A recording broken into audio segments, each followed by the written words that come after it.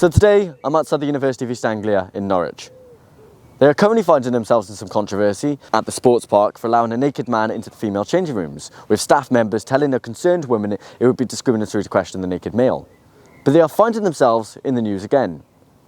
They have gone from being against any form of discrimination to now openly encouraging it. The UEA is doing a uni unlocked event, which is an entirely free 3-day 2-night stay at their campus and is set to take place between the 27th and 29th of July. It's an event for Year 10s to experience what uni life is all about by staying in student flats of other Year 10s, participating in sports clubs and society taster sessions, and learning all about the different subjects the university has to offer. It will also include a disco night, movies, karaoke and a mini freshers fair to show the prospective students how in a couple of years' time they're getting to an unbearable amount of debt before they even hit 21, and they'll be paying this back well into their 60s. So where exactly does this discrimination come in? Well, the eligibility criteria for this 3-day event makes a list of ethnicities that are welcome, ranging from Arab to Gypsy/Traveller. However, the one ethnicity with no mention whatsoever are whites, meaning they are excluded from applying. Yes, you heard that correctly. In a time that prides itself on being progressive and against any form of racism, it appears though anti-white discrimination is okay. Discrimination has indeed come full circle, where you can discriminate against white people for any reason whatsoever, whether it be black-only cinemas, university courses that deny access to white students, or even a simple Year 10 field trip to give young people a taste of student life. When organisations have done things similar to this before, like female-only engineering clubs in secondary schools, they've always claimed it's to boost uptake in that particular profession, equality of opportunity. This is the only possible excuse I can see coming from the UEA, and considering they haven't expanded on the reasoning behind it, I'd think it's only fair to assume this is one of the potential reasons.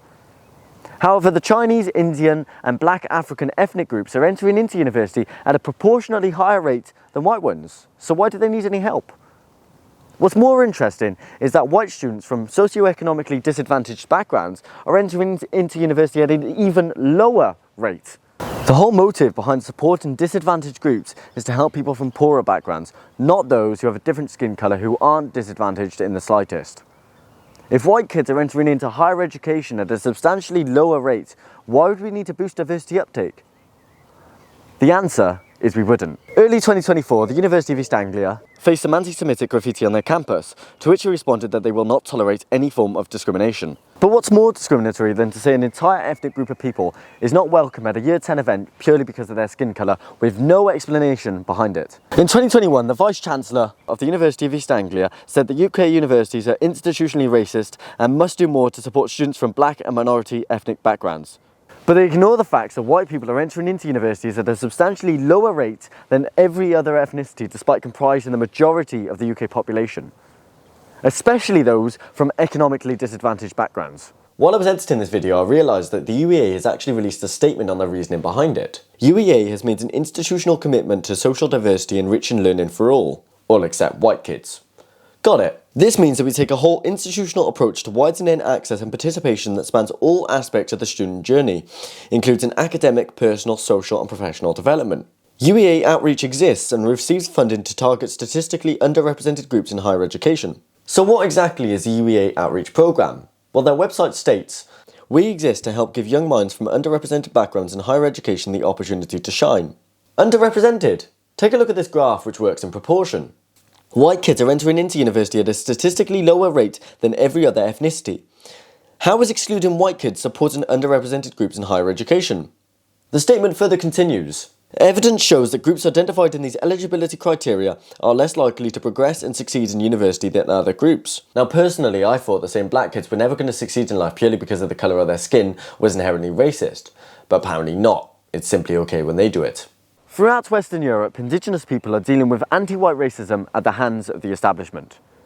For example, last month, anti-Islam activist Michael Stuzenberger was stabbed at the hands of an Afghan immigrant, Salameen Atai. Despite the death of a police officer at the hands of the Islamists and multiple people being injured, including Michael, the news ran with headlines, "Far-right activist stabbed in Mannheim, Germany." It's quite eye-opening that places like this, which constantly talk about institutional and systemic racism, are openly encouraging discrimination themselves. But because it's against white people, it's okay, there's no uproar or nothing. Even the local student union, which recently launched an Eradicating Hate anti-racism campaign, has stayed mute on this issue. The fact that white Year 10s are being discriminated against and not allowed to attend a simple field trip because of their skin colour. It's been James Harvey from AW.today. Thank you very much for watching. See you all next time.